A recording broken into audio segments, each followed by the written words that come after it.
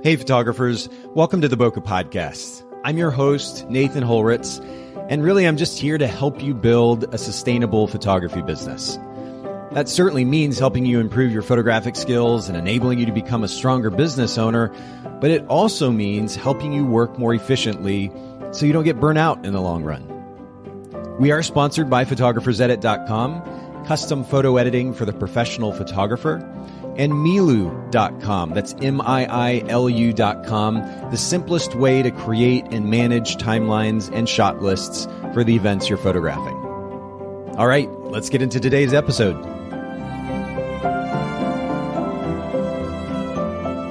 Ladies and gentlemen, boys and girls, welcome back to the Bokeh Podcast, and a brand new guest with me today, Emilie Steinmann. Actually, Emilie, it's funny.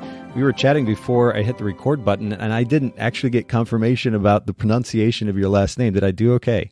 Yeah, totally. Okay. It's actually, my married name is much easier than my maiden name. Maiden name was Boobles, so everybody called me Bubbles. But it fits with my personality, so I'll take it. Okay, well, this is actually a great segue, though, to my first question. I learned something about Emilie getting ready for this podcast interview today, which is quite unique. And it's actually something that we share in common, which is that we spent part of our childhood in Japan. And what kind of reminded me of this question when you're talking about your last name is I can only imagine how the Japanese people pronounced your last name with their accent. What did it sound like? Oh my gosh. Okay, so Emilie, regardless of how you spell it in English, is Emilie. Yeah. That's Japanese pronunciation of it. But Boobles, which is a Germanic last name, it's not super common. But for them, they said Buborutsu. Yep. Which, it's a little different. It doesn't make sense. What is yours, Nathan? How would they say yours? So my last name is Holritz. They would say Horitsu, which is actually a word. It's actually a word in the Japanese dictionary that means, and I think it's pronounced Horitsu, but it refers to the law. Yes. So that there may have been a little bit of confusion there too. But my first name, Nathan, they would pronounce Naesong, which was, I guess, relatively easy enough. But yeah, the endless stories. I spent about 10 years or so of my life in Japan. The stories are endless about pronunciation, and it goes both ways actually. So the American people that we were living around or nearby, were friends with there in Japan. The funny things that they would do trying to pronounce Japanese words or use the correct vocabulary in Japanese, and then the flip side, of course, the Japanese people there who to me feel like second family almost. Hearing the way that they were pronouncing sometimes is so funny, but the percentage of English used in just daily life now in Japan is mind-boggling to me, really. I mean, I would guess 5, 6, 7, 8% on a daily basis at minimum, even in like newscasts where you would expect formality and, all Japanese. Yeah, definitely. There's a lot of borrowed words, I think, in most languages. You probably don't think about it in English as much, but we do the same thing where we're taking... I don't know. I'm just thinking tikka masala. So this particular dish, I'm like, I love my curries, but this is technically not a native English word, but it's like the national dish of Great Britain, I think. I don't know. I'm just making stuff up, but really we all borrow each other's words. And I think that's an amazing thing about communication. And I'm a communications nerd, so we could talk about this all day. I'm sure we could. And I was actually already noticing, even just your pronunciation of a couple of words there, with the Japanese accent is quite impressive. I don't hear that from a lot of American people, even those who have spent some time there in Japan. Yeah. Did you learn to speak it fluently while you were there? Yes, I did. So actually, I didn't start speaking Japanese when I first got there. I started learning Japanese when I was in, I believe, first grade. So I was born and raised in Northeast Wisconsin, kind of itty bitty little area. I'm there right now. We've traveled around and ended up right back in the same spot that we started in. But long story short, we had a K through 12 Japanese program, starting with my graduating class, when we were in first grade. So we started Japanese multiple days a week, all the way through graduation. And then I continued it through college. And of course, being the linguist I am, I had to pick up a couple extra languages along the way just for fun. Okay. So, there's that. So I'm a really intentional language speaker. I try really, really hard to understand the pronunciations, knowing that certain words don't carry the same meaning if you say it a different way. Like, I think peach and fish, like to fish in Spanish, they look the same on paper, but they're different. So, for anybody who's a Spanish speaker, you probably know what I'm talking about, but I'm not gonna botch it there. But in terms of Japanese, I've been learning it for pretty much my entire life. And did you spend all of high school in Japan? And what was kind of the purpose for the time spent there? Sure. No, so actually, the first time I went to Japan was between 8th and 9th grade, just for 2 weeks. And that was to visit our sister city and kind of tour around. And that was with my class. It was a class trip. So instead of doing that traditional, like, oh, we're just going to go to DC, New York, or we're going to go to wherever, my group of friends, we all, with our teachers and chaperones, we all went to Japan. And it was an amazing trip, and it was life-changing. And I ended up signing up, or rather starting the very, very long application process with Rotary International to do their youth exchange program during my junior year. So I was there for a full year. Wow. And then, of course, I've been there 5 times now, but I spent 1 full year there in high school. Wow. Okay. Well, yes. It's fun too. And thanks for everybody listening in, just for kind of giving us a chance to kind of geek out a little bit over our experience in Japan and Japanese culture. If anybody listening in has not been to Japan before, I would highly encourage going and giving it a shot. And, one of the cool things about going to Japan, to our earlier conversation, is that English is such a commonly spoken language there. Kids begin to learn it in, I think, junior high school in many cases, and then on up through high school. And it's just so commonplace that getting around with a few English words isn't overly difficult there in the country, especially if you're going to bigger cities. So, and check out Tokyo if you get a chance to go. But then I spent most of my time in Japan down south, kind of out in the country, in the rice paddies and near a volcano. So if for those of you listening in, if you get a chance to go visit, make sure you get out in the country too. The culture is just absolutely incredible. The food's amazing. The people are extremely kind. And I cannot recommend it enough. So we'll leave that alone for now. Thanks for indulging me a little bit, Emily. But oh my gosh, there's just so many stories that we could talk about. It's so much fun. And yes, you can definitely get around. A lot of signs are in Japanese and English. Sure. And it makes life so much easier there. But yeah, you could definitely find things that you would want to eat. And they have honestly the best food in the entire world, I think, because of their attention to detail. So it's super good, super healthy. A lot of course, you see the Western influence with, just to put it simply, a lot of junk food that comes from Western culture that for sure made its way in a number of years ago. But the quality of the food and the cleanliness of the food, if you will, when I think about eating healthy, a lot of times I'll say I like to eat clean, as in I'm minimal junk, maximizing the nutritional content of the food that I'm eating. Yeah. And that's what you get with traditional Japanese food. It's just absolutely beautiful. So, you're right. Gosh. We could spend endless amounts of time. We should have done like half the episode in Japanese or something. Natsukashi. Hontoni natsukashi desu ne. Yeah, which is nostalgic. Very nostalgic kind of conversation and feeling here. 100%. Well, let's jump into the business side of things. And actually, this is a bit of an unusual podcast episode because in the 450 episodes or so that I've recorded, we've not had a lot of non-photographers on the show. So Emily, you're a standout, and I appreciate always. you making the opportunity, or excuse me, making the time and giving us the opportunity to come on the show. But you are, well, you know what? This is just a great setup for my first question, which has to do with brand position. So what is the brand position or value proposition of your business in your marketplace? Yeah, so I am the owner of Buoyant Marketing, or just Buoyant, I guess you could say it. Either way is fine. And we're the only brand agency for photographers and wedding professionals that provides both website copywriting, brand design, and web design with conversion in mind. Interesting. Okay, so it's a big trifecta. It is. It's huge. And it's a pretty big statement too, because I know there are other companies that offer at least one or two of those services. You're saying you're the only company that kind of does all three. I do all three. And there's a really, really good reason why. And I think I'll go into that just a really quick snippet, but I've started out more as a conversion copywriter. Okay. And I did design back when I was a nerdy teenager, maybe preteen. I got to think back a little bit here, but it's been, a couple decades basically of learning HTML and CSS and not hanging out with friends. But now now it's cool. I got rising tides. So I've got a lot of friends now. But, when I was younger, I did a lot of design. So professionally, I started as a copywriter. And when I would hand over my copy to a designer to then carry on the brand mission, right? It feels like a valiant mission to me. It would get often lost in translation.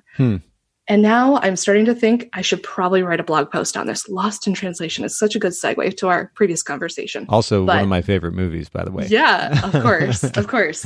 So I think what would happen is I would do the copy and a huge amount of the brand discovery, understanding the voice of customer, the value propositions, all of this really, really good digging work. Really, I'm excavating their entire brand itself.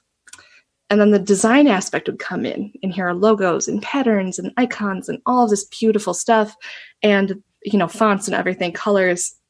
And then you get web design.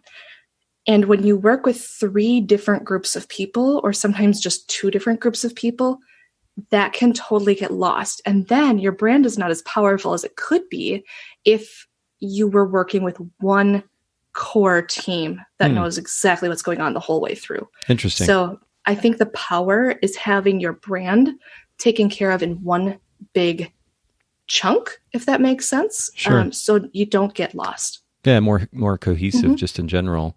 And yeah, exactly. for everybody listening in, you can check out Emilie's website at buoyant, just like it sounds, marketing.com. And it's also buoyant.marketing on Instagram. We'll link to both of these in the show notes at bokehpodcast.com. But let me just jump to the next question because we have a lot to talk about here. Talk to me about customer experience. What, in your experience as a business owner, has been one of the most important principles behind providing a really great customer experience? Yeah, so I love giving gifts, and gifting is one of my love languages. But I would say that even if you can make the most amazing personalized gifts and all that stuff, that's not really what makes a great customer experience. I feel like my client experience really comes from having outlined workflows and processes and everything like that for my clients so that everybody knows what to expect when. And having that consistency allows my clients to then refer their friends in business to me as well. And then they know they're getting the same exact experience. It's kind of like when you go to a restaurant and maybe it's a chain or a franchise and you get the exact same experience locally as you would across the globe. That's what I want to try to provide, is that consistency in client experience. Okay. And workflows, systems, things like that really do help. And contrast that, I guess, with businesses that you have observed that don't follow this approach to doing business. What does that look like, and how is it ultimately detrimental to the client experience? Oh gosh, well, I'll just tell you about how my business was before. Okay. To be completely honest, I've had HoneyBook for years, but I didn't take that time to actually go through, sit down, outline all my steps, everything that I needed to do, and actually put in the workflows, put in the emails, put in all of the things that I needed to get done. It was a horrible experience for me as a business owner trying to replicate my process every single time I onboarded a new client. And it was hard on them too. I didn't get any referrals. I got like a couple here and there, but not the same level and with the same excitement as I do now. Yeah. I think that's the big difference. Life is just so much smoother and I can complete tasks faster and cleaner. And I can also bring on help if I need to, because I have a whole process I can share with somebody and say, okay, pick up where I left off.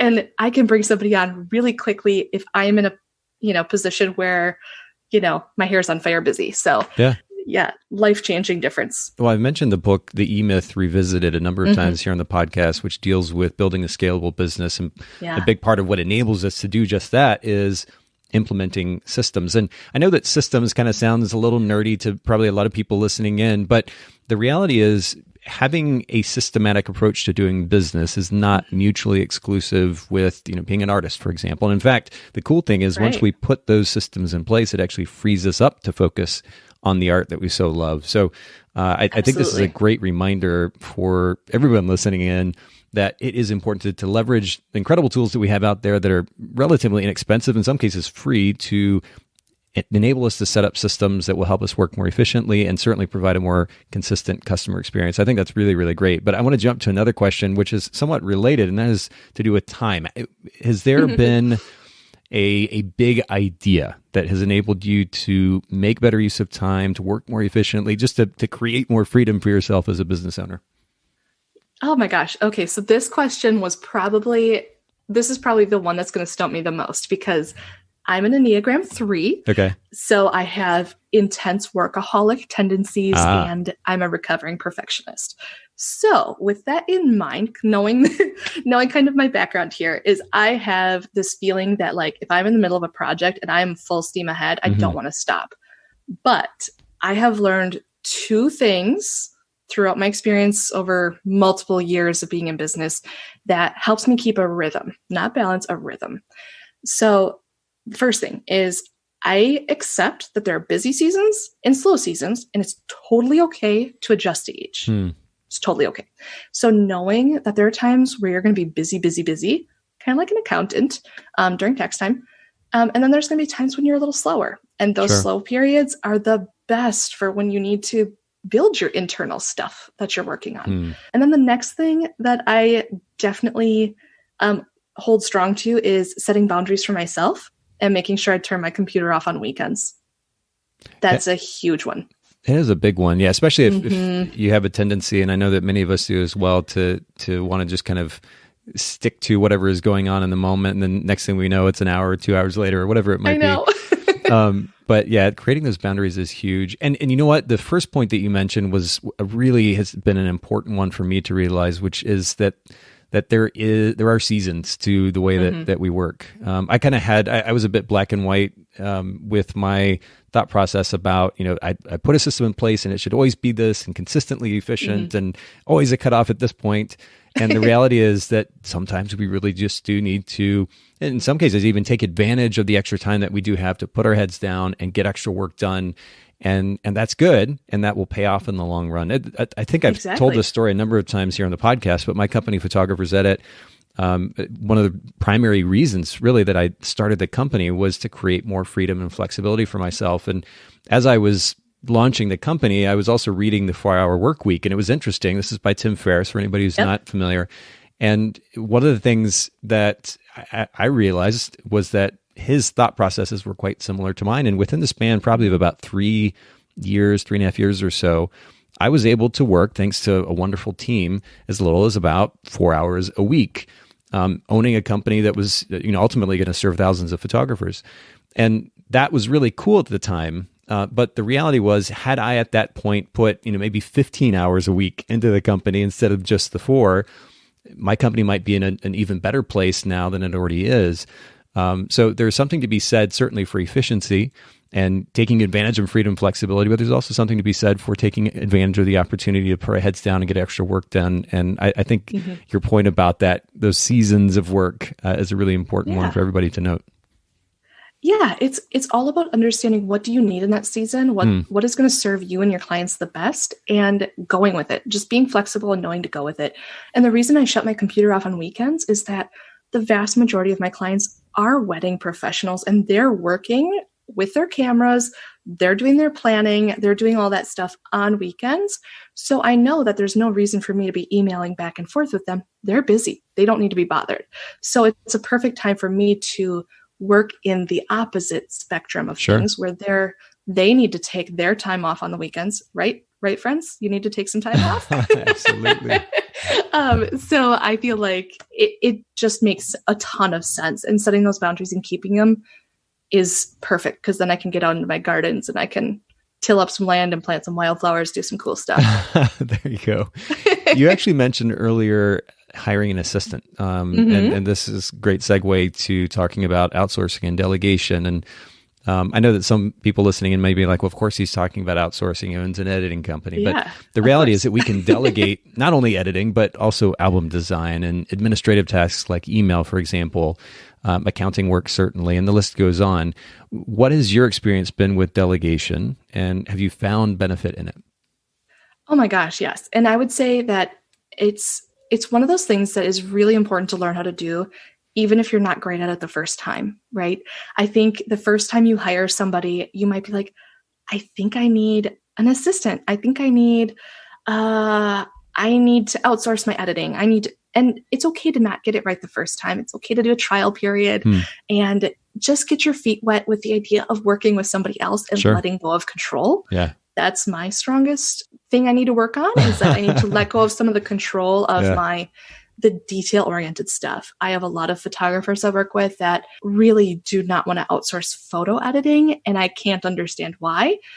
But at the same time, I don't like to outsource other things too, and they don't understand why. So, we work together to encourage each other to let go of the things that are not moving the needle forward.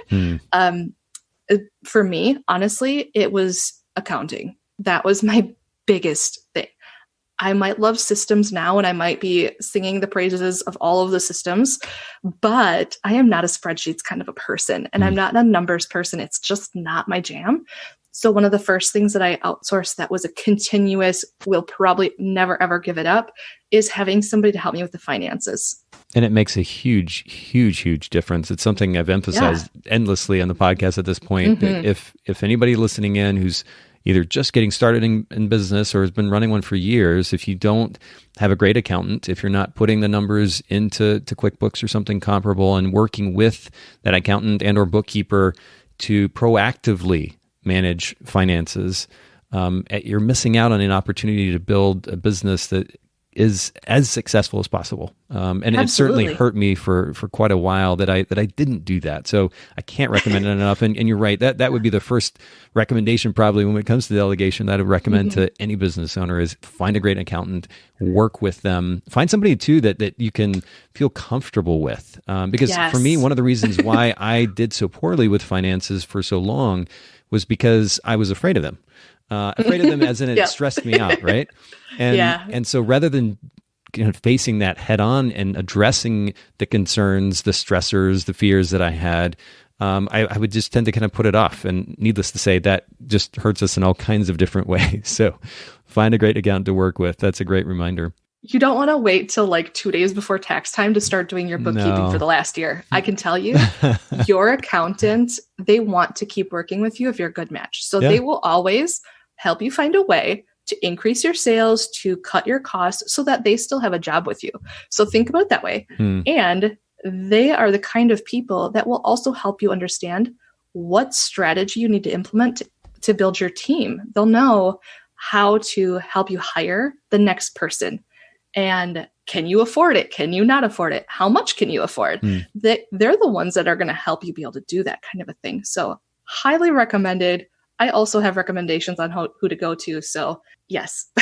Really? Okay. So is 100%. Recommendations, are you talking about locally or somebody that is available for business owners kind of nationwide, or what do you mean by that? Globally. So I have my personal accountant that I absolutely love. She was recently featured on a major publication, and she is so good. So good. She has helped me immensely. Okay. And I can shout her out if that's okay with you. Please. Yeah, go for it. Yeah. So Caitlin Magnuson of the Freelance CFO, she is genius, absolutely genius. So cool. If she has time and availability, to contact her, see if she does. Perfect. Yeah. Your business will be better because of it. I promise. And we'll put that in the show notes, bokehpodcast.com. For everybody listening in, make sure you take advantage of all those resources, talking points, et cetera, that we're going to put in the show notes for this episode. Shout out to Haley, who produces the show and does that for us. Talk to me, Emilie, about a favorite book, business book, self-help book that's made just a big impact in your life. Oh my gosh. Okay. So you were talking about two books that were the E-Myth, and then what was the other one you just mentioned? Oh, the 4-Hour Work Week. Yeah. Tim Ferriss. I started that one. I couldn't get through it because I was like, oh, but I need to work on my workaholic tendencies first. So those are the ones that are on my list to read. I've got my Audible subscription. It's constantly busy humming. Yeah. But some of the books that I love, I would say basically anything, blanket statement by Brene Brown, Mike Michalowicz, and Simon Sinek.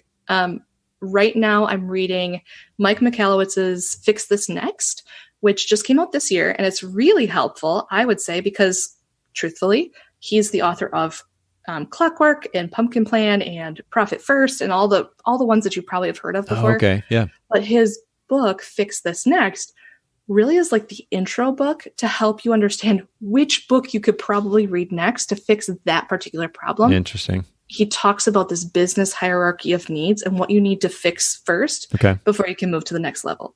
Like, you shouldn't be thinking about legacy until you can actually make a sale, right? So there's some really amazing things in that particular book, and I'm low-key obsessed with it right now. It's so good. It's a great business book, even for people who've been in business for a while, because it helps you diagnose where you're at currently and what's stopping you from getting to that next stage. So it's not just for beginners. Yeah, fix this next, make the vital change that will level up your business. Cool. We're going to link to that in the show notes too. Super good. That's really interesting. I haven't read that book yet. Okay, cool. Everybody listening in, take advantage of these resources. And by the way, if for those of you listening in, you've not seen the bookshelf, the Bokeh bookshelf, if you actually go to bokehbookshelf.com, Haley's put together a collection of the most popular books that have been brought up here on the episode.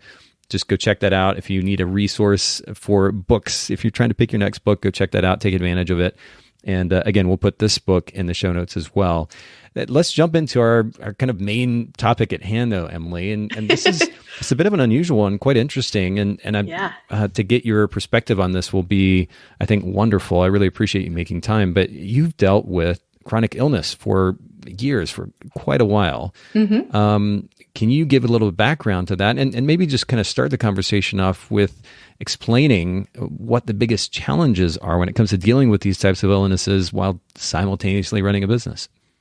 Yeah. Okay. So this is a really, really big topic, and it's so big so that I decided to start my own podcast called Becoming Buoyant. Okay. And it's honestly, the podcast it's still in its infancy stage, and I've only got one season out, but I've basically brought on a bunch of guests to explain like, what is it that you're going through and what kind of business do you have and how does it all work together? I like to collect these stories and help encourage, empower other entrepreneurs to say, it's totally okay if you've got some sort of health hurdle, you can make it through. And this is definitely a possibility of you being able to make a sustainable income, something that is meaningful for your family. So just had to put that out there that this is a conversation that's super near and dear to my heart.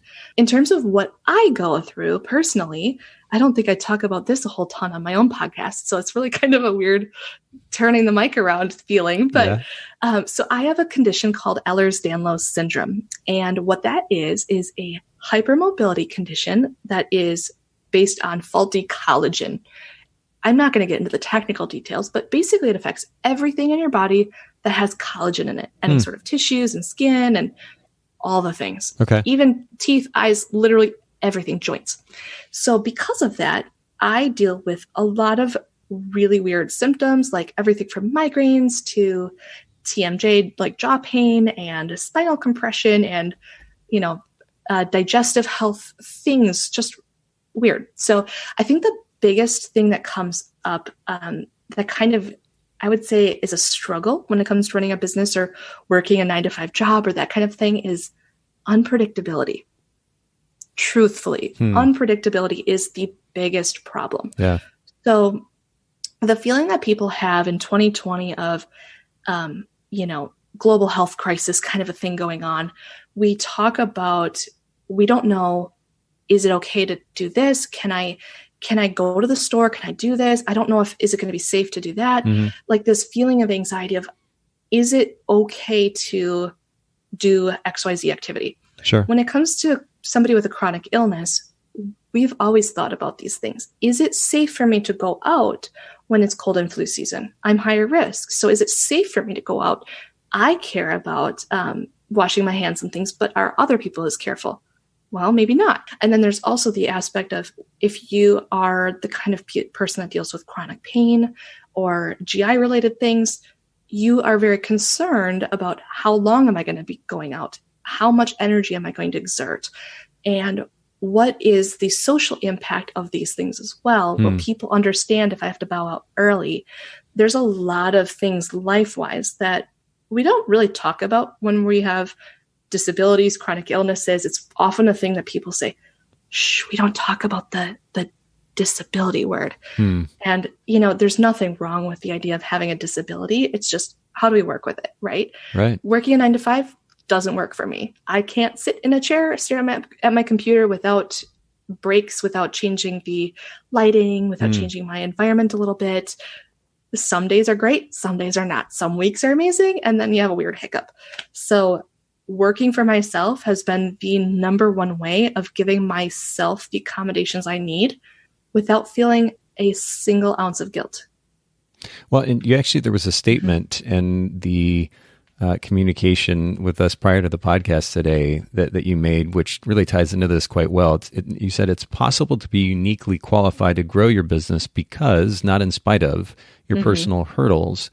It sounds like, you talked about the significance of systems earlier, and I'm guessing that you realize the significance of systems and consistency in workflow, or at least having systems in place that help manage your workflow, because, as you put it, this chronic illness that you're dealing with creates a certain level of unpredictability, which means that you have to have structure in place. Absolutely. So I think there's so much to be said about that. There's this little saying or a concept, and I don't want to get too off topic, but there's this saying that if you have structure and systems, you have freedom within it. And there's an analogy about kids on a playground. So imagine like a schoolyard, right? Where you have all the kids are going out for recess. They're playing on the playground and running around, all that fun stuff. If they have a fence around the playground, they will expand into that entire capacity of the fence, right? But if they don't have a fence, they stick closer to the school building and their teachers because that's the safety zone. So this is the same way that we can talk about systems and processes and workflows in a really livable, understandable kind of a concept. When you build a structure, you feel safe to grow and be free and be creative within that structure to your fullest potential. If you don't have a structure, you don't know what that limit is, so you are constantly feeling like you're spinning your wheels. So when it comes to chronic illness and health concerns and things like that, having those structures in place makes me feel like I might be okay to exert some more energy than I typically would want to, because I know that there's a system in place and there's a stopgap in case if I overdo it or that kind of a thing. There's a way that things will still keep moving in my business. Were systems natural for you, or did you kind of learn what it meant to put systems in place through some other source? Oh, okay. So this is a really great question. Really, systems have always been something I've loved, even as a kid. I was the kind of person that, because my mom was a Six Sigma lean coordinator, for those of you who aren't in like manufacturing and really nerdy business stuff, she did efficiency training. So she trained businesses, lots of businesses, massive corporations on efficiency, productivity, and things like that, saving money, obviously without firing all your people. But I grew up in a household where that was a common topic, and she didn't put stuff on us, but it was always an interest of mine. So I looked at it like, how can I make something efficient? Of course, with color-coded everything, because I can't not color-code everything. How can I do this so that I can give my clients the best results? And when I was a kid, it wasn't about clients getting best results. It was about getting good grades. It was about, having more community service hours, that kind of stuff. So that's always been a natural part of me. But I did have a good 10 years of like crisis mode in my life in my 20s that I'm just getting over, that I lost a lot of my systems oomph, I guess you could say. So all of that has come back to me more recently, and I'm just so overjoyed about it. And the funny thing about systems is it gives us a sense of control, at least in some instances.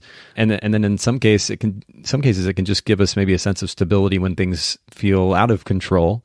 But you mentioned earlier, actually multiple instances where you mentioned that you are a perfectionist, a recovering perfectionist. Yes. and one of the things you said to us before the podcast today is that there is no shame in perfection. So I think this is maybe obvious to many people listening in, how the struggle with imperfection ties into your physical struggles. And then, of course, being a business owner all simultaneously. So talk to us a little bit about this. Where did this drive for perfection come from, and how have you learned to kind of step beyond it? Honestly, I think I was born with it. I really do. I think I've always been that kind of a kid. And growing into a professional career, I was working in more of a corporate higher education environment. I had a lot of these tendencies just naturally. And it's okay to feel a desire for excellence. Don't get me wrong. I will always pursue excellence forever and ever. But when it comes to perfection, there's a certain point when you realize the job will never end. You will never be able to complete a project if you don't get it just right. That's where you need to kind of reevaluate your goals and your situation. Like, is this healthy, right? So I've learned the idea of diminishing returns. And we talked a little bit about this prior to turning on the record button here. Yeah. But this concept of diminishing returns is a huge one for me. And I learned it more recently, I would say in the last 5 years, when I was, pretty much right after I started my business, and was like, whoa, okay, you can't be profitable and a perfectionist because you'll never actually deliver your first product. Interesting. So you have to understand when your product or your service is good enough. I'm not saying good enough equals bad. You need to know what your good enough is. What is something that is deliverable? What is deliverable quality for you, your business? And what is it that your clients are actually hiring you for? That should all be kind of aligned. And then any work beyond that is now, first of all, wasting your time. I hate to be kind of the harsh one here, but I love it. It's kind of wasting your time. Yeah. And the hard part is that your clients won't even notice. Ouch. That's like a really hard truth. Like, I hate to say it because it feels like, oh, this hurts, but they're not going to notice. They're not going to notice that you put 30 extra hours into, say, editing photos. They're not going to notice. And especially if they're the clients that maybe they print some of their photos, but like, they're not going to notice the 300, 1,000 photos you just edited. They're not going to notice every single tiny little speck that you took out. And yeah, it's, to a certain extent, your product has to be deliverable, or they're going to see a negative client experience because you're not delivering your images. So you have to understand what that good balance is, right? Of what is your version of deliverable, and then deliver upon it, right? You stop when you get to that point.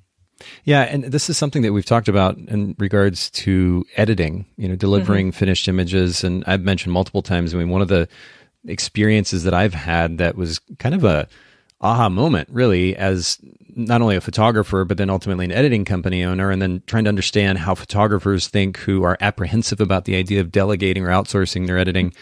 I realized when I went to friends' homes to go visit somebody at their home, I'm seeing snapshots on like the refrigerator, for example.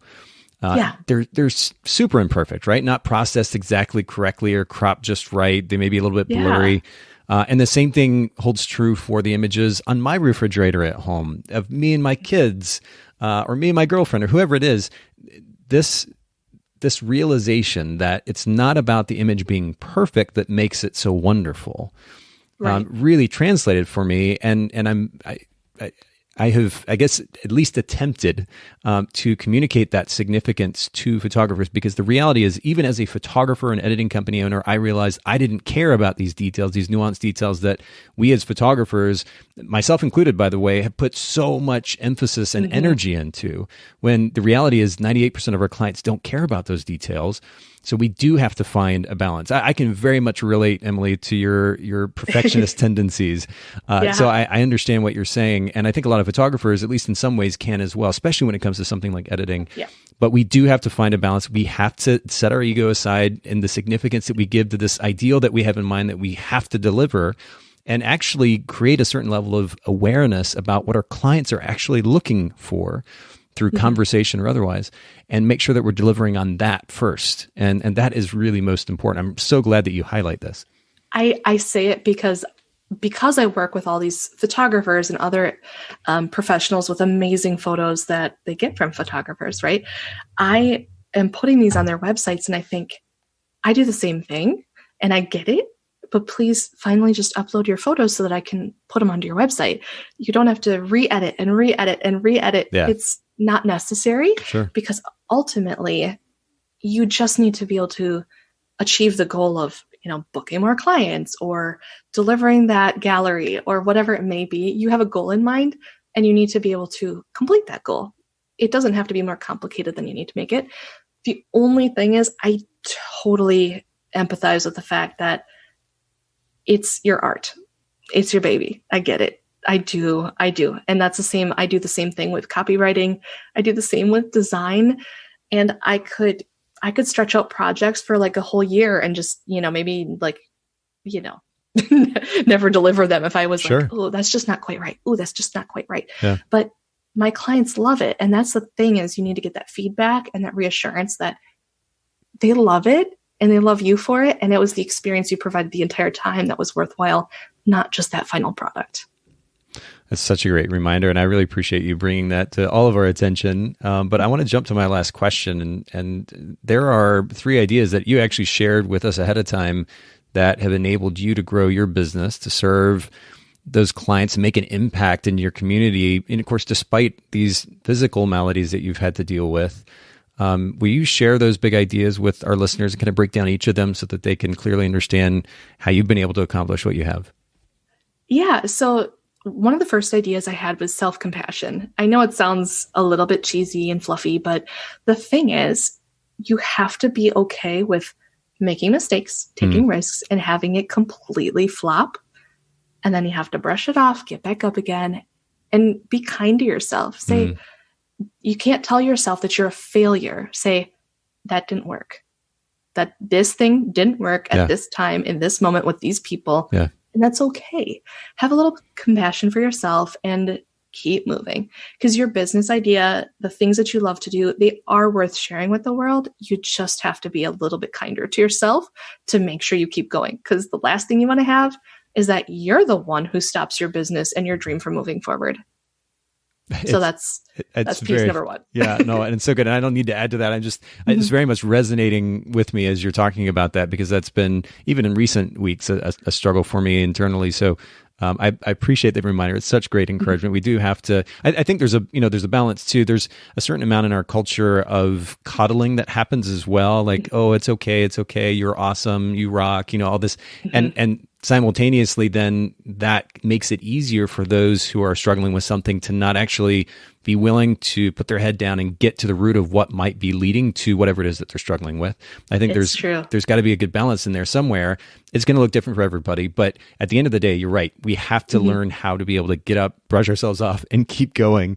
Because success can be on the other side of that. Oh, 100%. Yeah. If we don't learn, then we won't ultimately be as successful as we could be. Exactly. So I think there's a very big difference between self-compassion and toxic positivity. So I think the big dividing line there is being able to learn from your mistakes after you acknowledge them. So acknowledge that mistake and move forward. Don't do it again if that was something that you can obviously avoid, and keep going. And I mean, I don't know how many of us have had businesses that didn't work out, but we're not less of a human being. We're not less of a business owner just because the first idea didn't work, or just because the market conditions weren't right, or just because, insert reason here. We are still worthy as business owners to keep pushing forward and pursuing what we want to pursue. So self-compassion is great. I think even your dog agreed with that one. So oh my gosh, I know. Everybody's on the same page. Take us to the next big idea. Yeah. Okay. So the next one is community support. There is no way you can do this alone. No way. There's just no way. I mean, you can have clients, obviously, but like beyond that, you need to have a community of other entrepreneurs that get it. I don't know how many of us that are listening right now are thinking, gosh, my family just doesn't get it. My spouse, my partner doesn't get it. My kids don't get it, whatever that might be. And it's true. They don't. Some of them, honestly, they just don't. And that's okay. You don't have to have everybody understand what you're going through, but you do need to have some people understand what you're going through. And I personally have found that in Rising Tide. I think there's a lot of other great communities out there that, oh my gosh, people pour into each other in a way that is helpful and not just overly positive for no good reason, but really there for you in the good and the bad times, and, push you to go farther when you're holding yourself back. Yeah. And there's an interesting tendency that we've had in our culture in recent years to, we say that we're connected virtually, but it's just not the same thing as actually getting together with a group of people and seeing somebody, talking to somebody eye to eye, face to face, maybe giving them a hug or vice versa. And really connecting with another person or a group of people who, like you said, can actually understand and empathize with you and encourage you in a way that that is going to make a big difference. And I know it's tough right now, obviously, with COVID. We don't have the freedom, the flexibility that we normally do to connect with people in person. But I hope, actually, that this makes an impact on people enough that they're willing to, when things as things continue to get better, that they're willing to step beyond their phone and clicking on Facebook or Instagram and actually go connect with community, because it really does make all the difference in the world. Oh, absolutely. I think that the in-person meetups, if you're able to, is so worthwhile. I really miss having coffee chats with people in person. It's just so nice to be able to literally look at the same screen at the same time and do co-working together, Yeah. or just hang out and have coffee and laugh about who knows what, just random life stuff. I think a lot of us are missing that connection, but I do want to put a little side note in that we have to keep in mind that a lot of the disabled and chronically ill community, they don't have the ability to meet in person the same way that everybody else used to. Sure. So this idea of what we're experiencing now with social distancing and being a lot more cautious and not being able to go to events or conferences or that kind of thing, that's a really hard reality for the everyday chronically ill person. So when we do go back to some semblance of normal and we're able to go back again, I just want to encourage everybody to not forget about those who do have chronic illnesses that maybe aren't able to travel or have to be really concerned and cautious during cold and flu season and that kind of thing. Yes. I think it's a great reminder, Yes. But I'm thinking as you're talking about that, though, that is even more reason. I mean, that what you're saying to us and the reality of the life that you deal with and the physical difficulties that you've had to kind of step beyond, and in some cases, those difficulties that have kept you from being able to meet in person, these are all the reasons more for those of us who are even somewhat capable of getting out, to connect with other people, to do just that thing. Because I remember, even just in the local photography community, I remember one person in particular, for example, talking about how they didn't want to drive 20 minutes across town because it was too far to go and meet with a group of people. And these types of statements were relatively commonplace, statements and or actions to go along with said statements. I don't know what it is about people's photographers' tendency to avoid those in-person connections, with what is the worst thing that they have to do, drive a few minutes across town in order to benefit so significantly on so many different levels. That's been very, very confusing to me. And I realize that we're, not all wired the exact same way, but let's be willing to step beyond our little box that we live in, and certainly to your point, Emilie, appreciate the freedom that we do have if we don't have those physical issues to deal with, to go connect with people. It's just, I can't stress enough how important it is and how big a difference certainly it's made in my business over the last 20 years or so. Yeah, definitely. It's kind of reflecting and recognizing your own privilege in that you're healthy and can drive 20 minutes to go somewhere without any major ramifications. I think that that's such a privilege and such a beautiful thing to have that community in person. And I'm grateful for all of the times I'm able to do that. There are times when it's just not a thing I can do, but I'm so grateful for when I do that I never pass up that opportunity to connect with other people. I will gladly give up an hour at my computer. Right now, I'd gladly give up like 300 hours at my computer if I could see people in person again. So keeping that in mind, it's all about creating an inclusive environment and asking, what do people need to feel more supported and that they're able to come? So if you see people that aren't able to come for health reasons too, when you do invite them, ask them what will make it easier for them to say yes. And then there's a third idea, and this is something that we've kind of alluded to in our conversation thus far, but what is that third principle, that key idea that will help our listeners grow their business more effectively? Yeah. So here is another visual for you. So remember that Friends episode where they're moving the couch and they're talking pivot, pivot, pivot? Yeah. Honestly, the biggest key here is having a flexible business plan and knowing when it's okay to pivot and when you should push forward.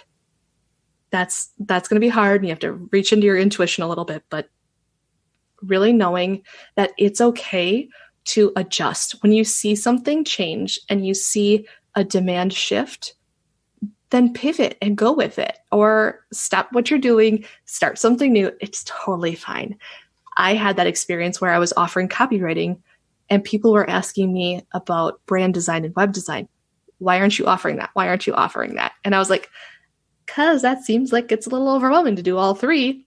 Well, here I am, where that is probably my biggest aha moment of this works beautifully together. And had I not chosen to be flexible with my business plan, I wouldn't be where I'm at today. So being flexible, then you don't get bent out of shape.